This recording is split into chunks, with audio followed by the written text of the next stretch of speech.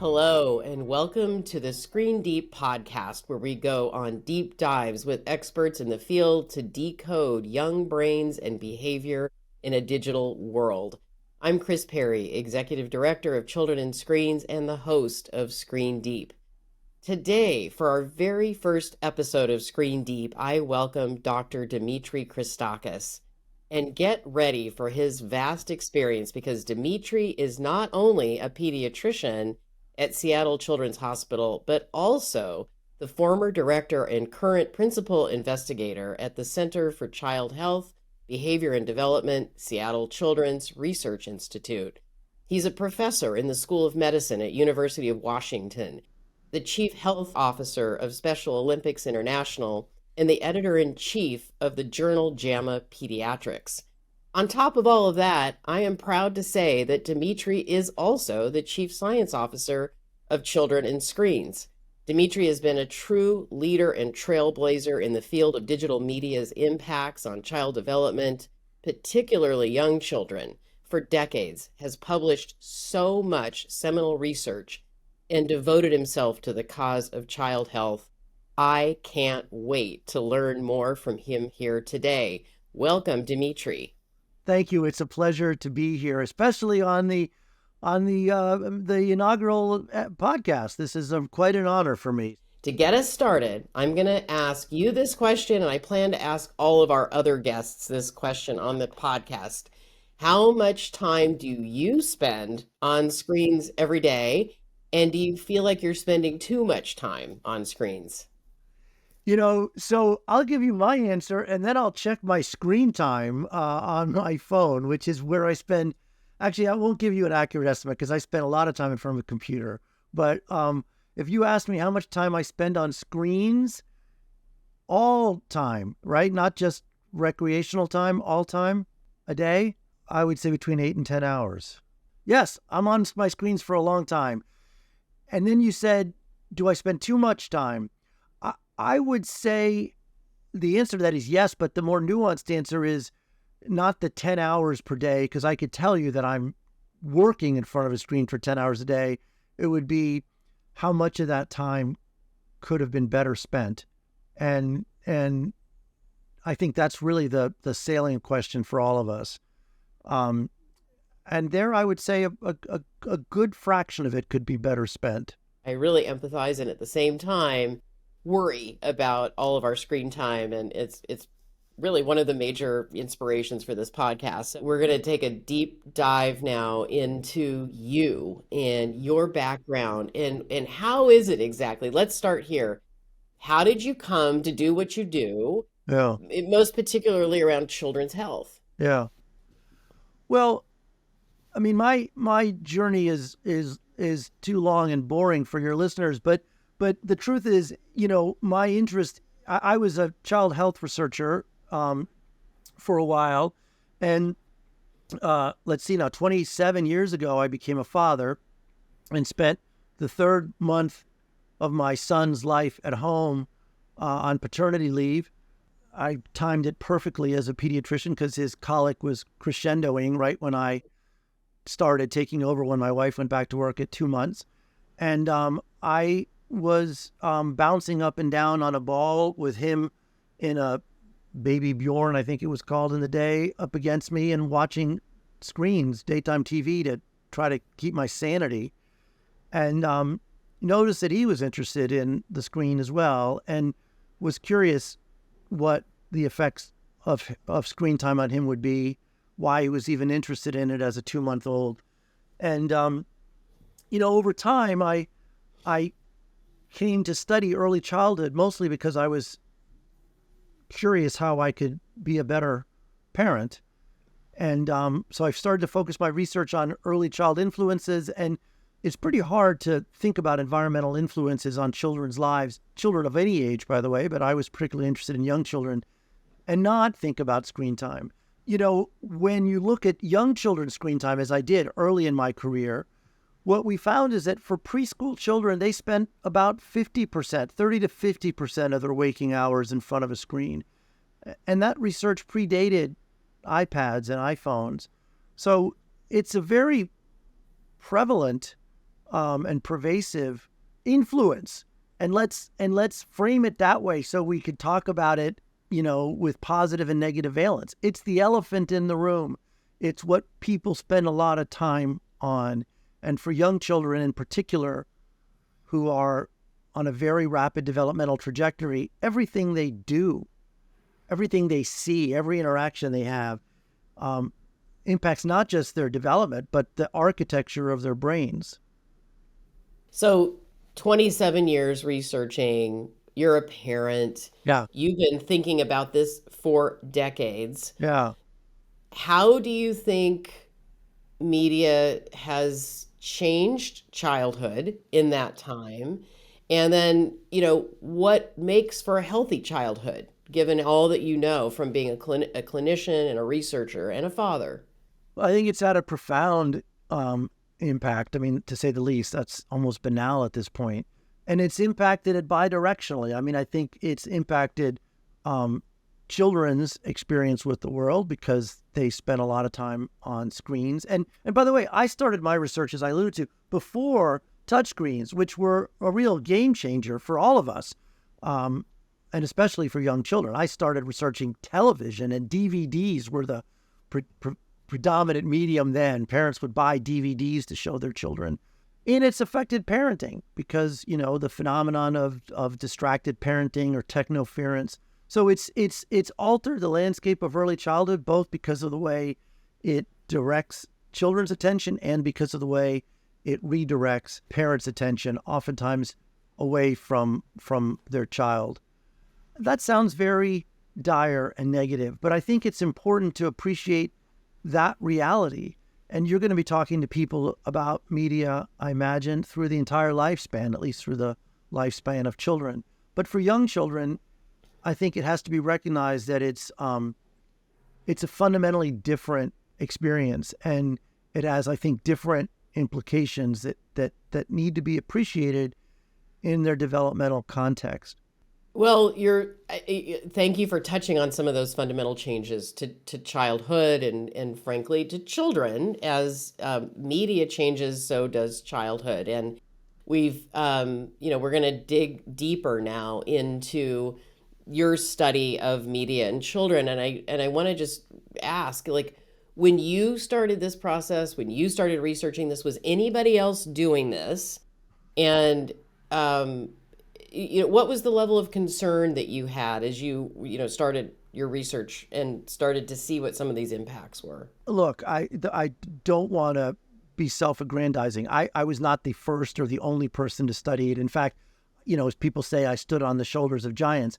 There were people doing research on children in television. There have been actually since the advent of the media in the 1950s, but there weren't very many doing it. And the research, if you will, was in its infancy because it was based on television, which now seems like an archaic medium, quite frankly, when you think about the landscape of media in early childhood. I was amongst the first to look at the effects of what was then a game changer, which was Baby Einstein. So the early days of childhood television started actually with Sesame Street, and people like Dan Anderson were researching it and its effects. And frankly, that programming was research-based and has been shown to have some positive influences on your early childhood experiences. But it was designed for children over the age of 3. Baby Einstein came along and was sort of the pioneer, if you will, in infant TV viewing.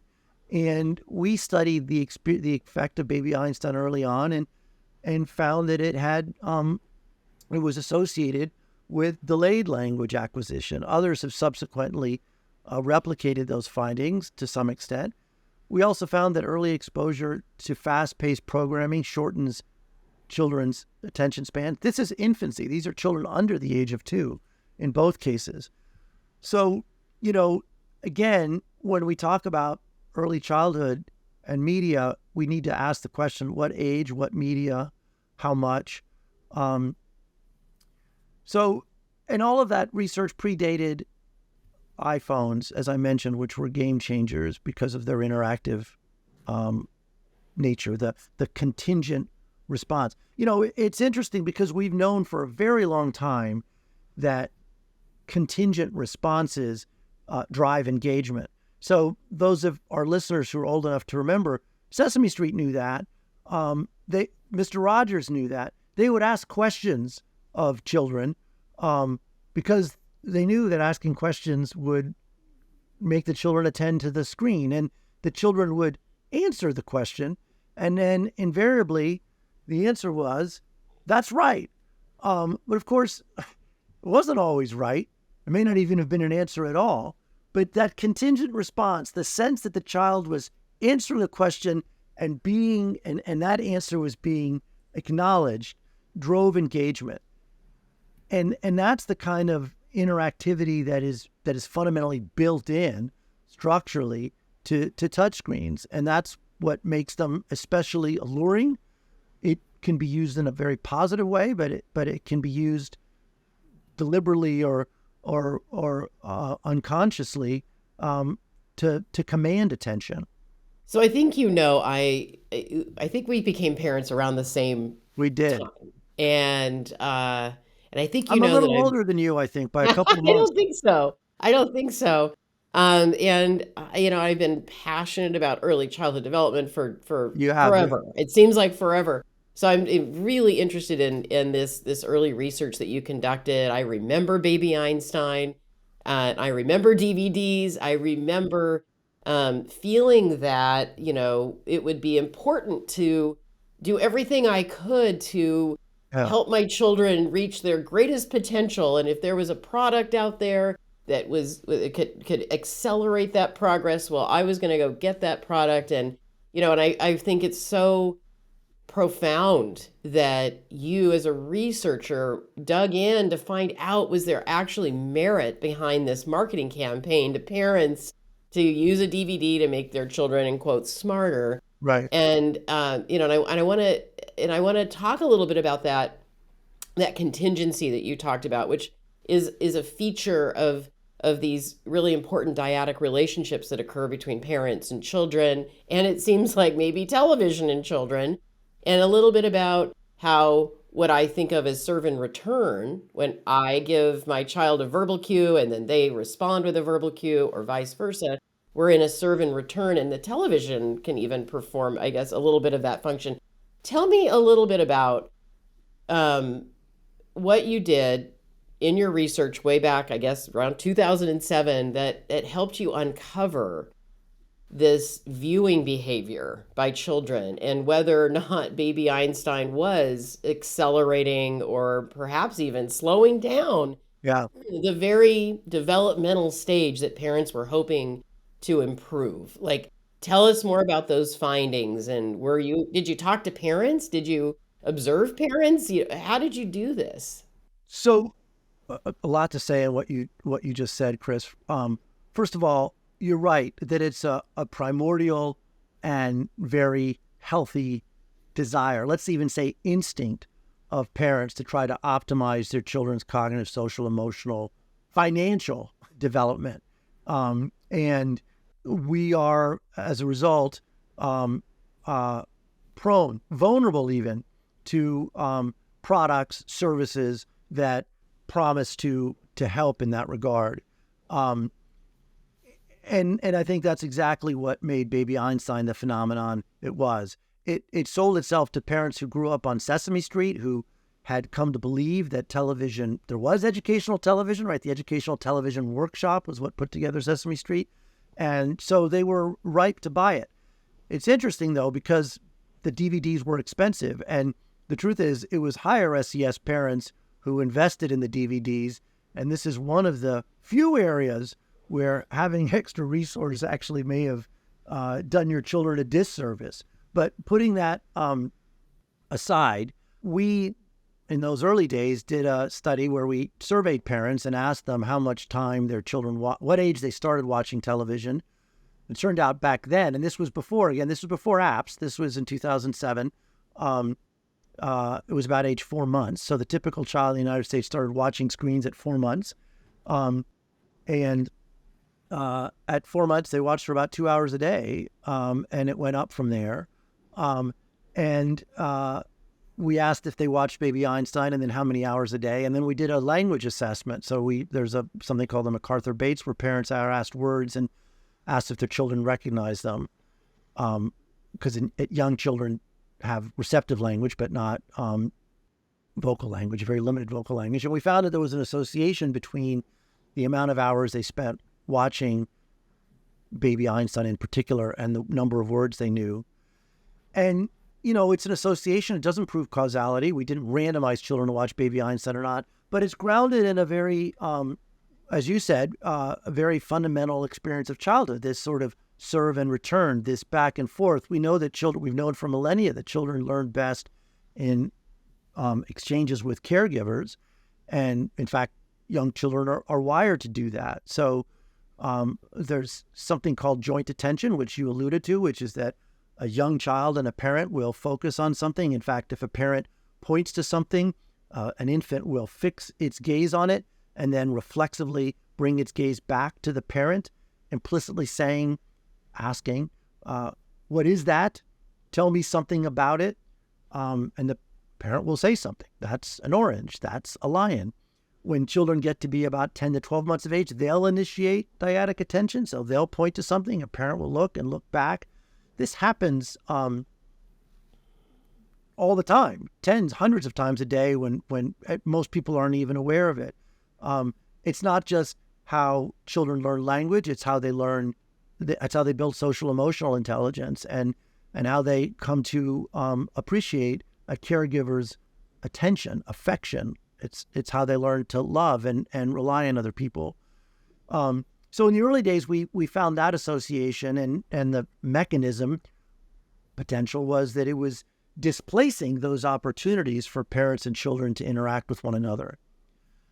More recently, and this study was just published maybe 3 months ago, we brought kids into the lab and had them interact with caregivers with or without highly interactive screens that had that contingent response that would prompt children to touch things and get reactions or not get reactions or get predictable or unpredictable reactions.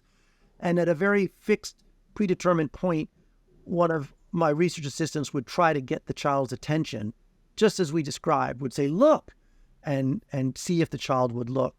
And we did this across conditions with a regular toy, with an electronic toy, and then with one of these highly engaging apps, and found that actually children's attention was much more difficult to command when they were playing with one of those highly engaging apps.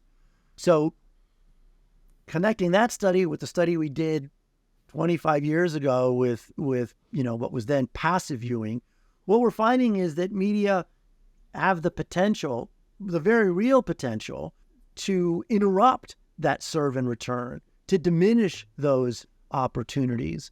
And those opportunities, as we talked about, are so essential to all aspects of child development.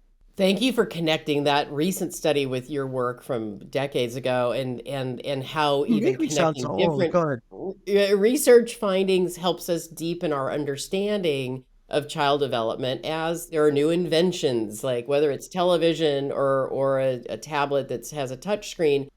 And it brings up for me, something of concern, and I think to parents too, which is we do have these altruistic intentions with our children of helping them achieve their greatest potential. And if someone tells us that their product will do that, we want to believe them. But I think you made a really important point about public television and its public good. It's charged to create a public good versus perhaps a product from a company, a for-profit corporation that's looking to increase its profits. And it's important for parents to know, sort of who's behind these products. What are they trying to, what are they ultimately trying to accomplish with that, that might not be totally aligned with what the parent's trying to accomplish. And the research really helps us make better choices as parents as we are confronted with these different products over time. So thank you for making that connection across the. Well, let's drill down on that a little bit, Kris, because I think what you said is really important and speaks a lot to the way we the public health approaches we take to early childhood in general. If you look at apps in the early childhood space, as we've done, they're all labeled as educational. There isn't actually a gaming category in apps for young children. Now, why is that? Well, there are lots of possible reasons, but the truth is, for someone to put something in the educational category, it doesn't seem like it's a stretch that the onus should be on them to prove that it is educational, right? I mean, it's hard to measure fun, and we don't need metrics for it. I mean, as a parent, I can look at a child on a playground and tell you they're having a good time. But it's easy to measure learning, and we do it all the time. So if I want to tell you that this app is educational, I think it's very reasonable as a society that we say, prove it. Prove that playing this game, because I don't want to single anyone out, teaches letters, teaches numbers, teaches pro-social, or don't label it that way. Most parents now feel like they can look at labels for foods to determine if they're healthy for their young children, or at least they should. They can look at the nutrient profile, macro and micro. They can't for apps or for programs. I mean, again, they can look at the labels such as they are, but the labels aren't accurate in any way, shape, or form, and they could be. It would be very easy, and it would take essentially, I presume an act of Congress, or maybe the Federal Trade Commission could do it on its own. I don't really know how regulations work, but simply to say, the same way you can't label something organic unless you meet certain criteria, you can't label a program or an app educational unless you do X, Y, or Z. You can still sell it. You can market it as a game. You just can't label it as educational. Why can't we do that? Why isn't there? And whose interest does that serve? I don't think any parent would object to somebody requiring that a commercial entity prove that something is safe and effective. By the way, we do it with pharmaceuticals too. I mean, there's so many examples where we do that, and yet in the space of apps, particularly apps for young children, we don't do it at all. We give industry a pass. Is there consensus on the use of the word educational products, such as Baby Einstein or some of the descendants of that product? Is there consensus among researchers? I hear you loud and clear that there hasn't necessarily been consensus at the policy level or the regulation level, but among researchers, is there consensus that this is an important step? Yeah, I mean, look, I don't know that there's consensus or not. I think we could achieve it fairly quickly. I mean, we've developed metrics around kindergarten readiness, around numeracy, around literacy. I mean, these exist. We use those tools all the time in other arenas. We just don't apply them for apps. I mean, the developers of those aren't put to task for that. If Baby Einstein, right, apart from the fact that the name itself suggests it turns kids into geniuses, and we know what geniuses are, it's an IQ cutoff. So there's a simple test. If you want to sell this as a product that makes your child a genius, prove that it moves their IQ to above 140. But if you say, as they used to say, teaches your child numbers, or teaches your child to love music, demonstrate it. Yes, we can do that.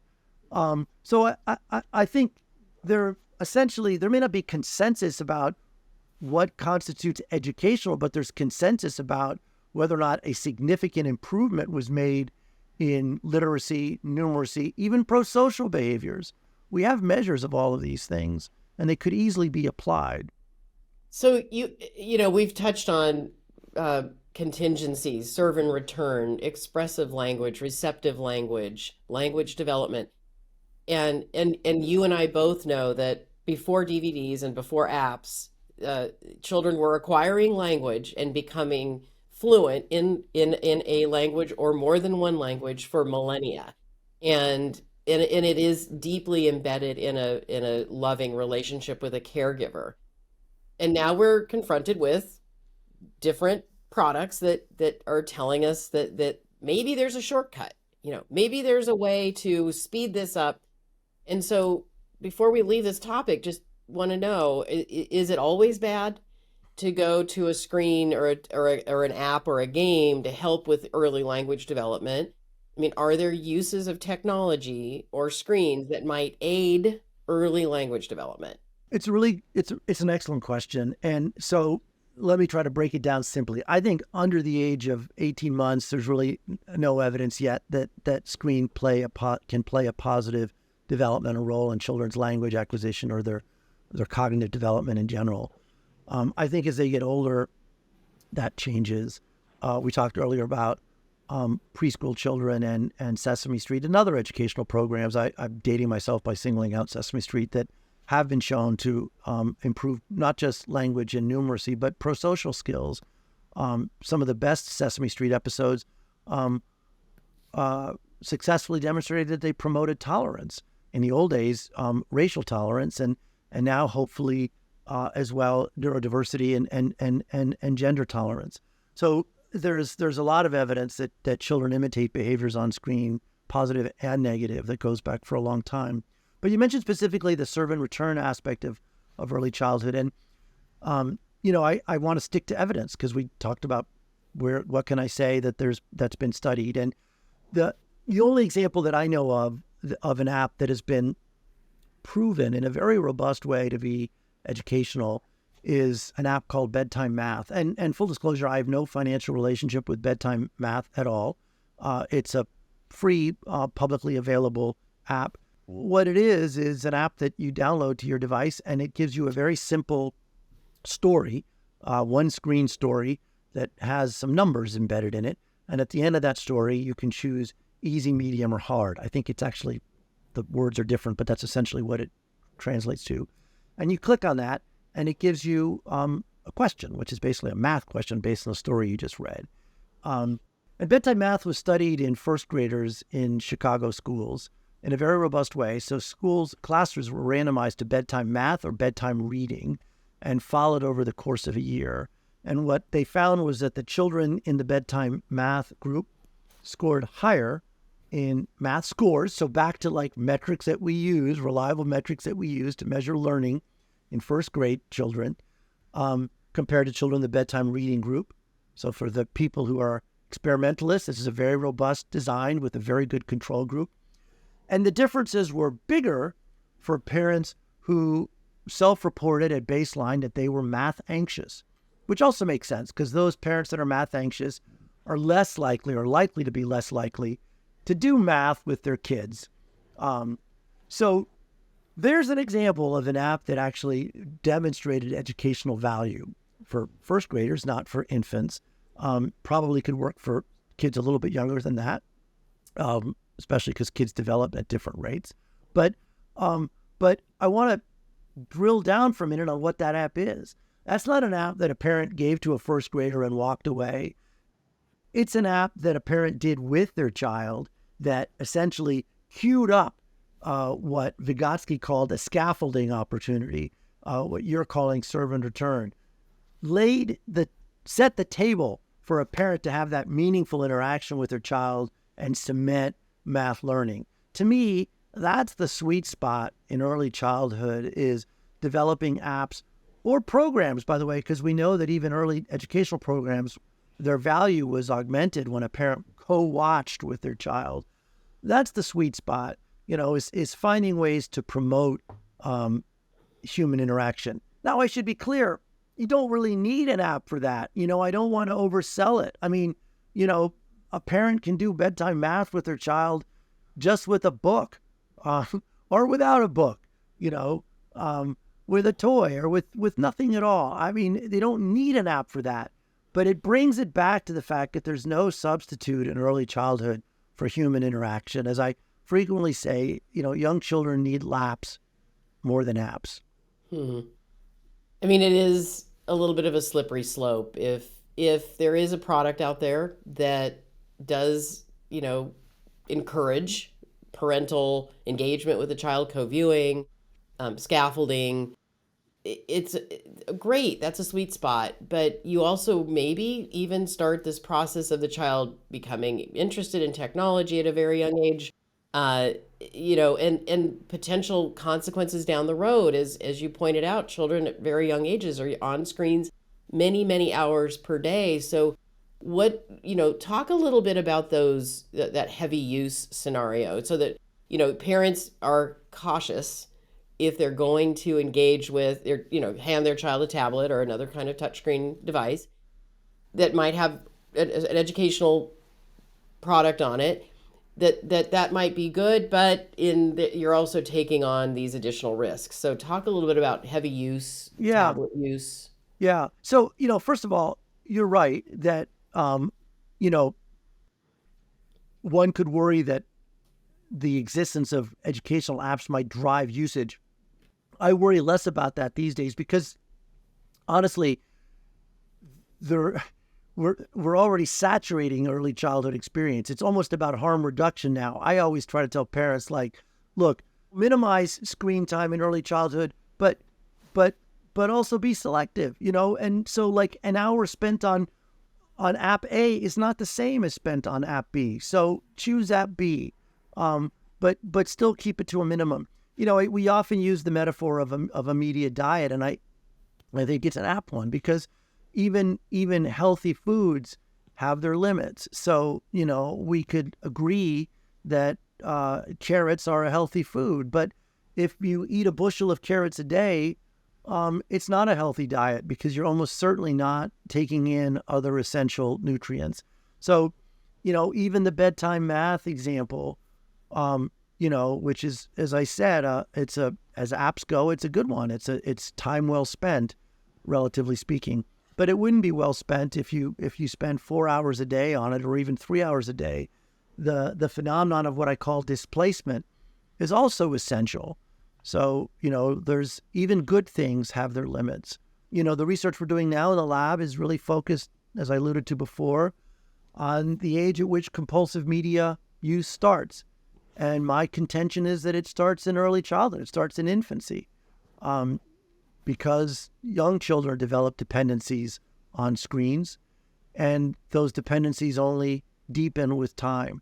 So, we try to instill in our young children a healthy diet around food choices, and we should do the same around their media choices and media usage.